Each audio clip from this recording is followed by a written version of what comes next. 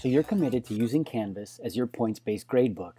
This means that every assignment has a committed number of points communicated to your students. Criteria for those points will be given through a paper rubric or some other external way of communicating. So you will only be recording the total points earned in Canvas. You will be attaching outcomes to your assignments in Canvas in lieu of standards in Infinite Campus. At the end of the grading period, you will be posting total point grades from Canvas manually into Infinite Campus as the grade of record. All your standards will be visible in Canvas to you, your students, and your parents. From this gradebook view, you can see that there are already assignments in progress. You can also see the 3 groups and group weights that will be assessed throughout the grading period.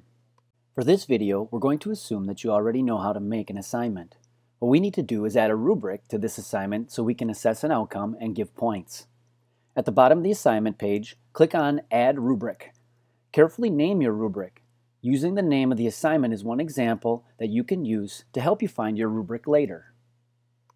Now that we have a rubric, we need to attach an outcome. This teacher already has their specific outcome selected for this course, so all she needs to do is find the outcome for this assignment. You want to make sure that the box is unchecked so you don't use this criteria for scoring. You do not want this rubric to affect the overall score. Now that you've selected an outcome, be sure that the Use this rubric for assignment grading box is unchecked. You are only using this rubric as a feedback tool for your outcome and mastery learning. You will also want to delete any other default criteria that came with your rubric, since you will be manually adding the total score in SpeedGrader. Now let's check to see how to use your rubric to score the outcome with SpeedGrader. You've already scored the assignment based on your paper rubric or some other external feedback tool. Based on the score, you can now give a proficiency level for that outcome that will show up in the Mastery Gradebook but not count against their overall score in the Points Gradebook. SpeedGrader allows for you to quickly score each of your students using overall points earned and a rubric for your outcomes. You can also leave comments for each of your students using text, video, or voice recording. In the Gradebook view, you can see the total points earned for each student on each assignment. You can also see their overall score in each of the categories that you've chosen. In the Learning Mastery Gradebook, you can see progress on each outcome that you've chosen for the assignments. Clicking on the assignment will show you a distribution of your students for that assignment.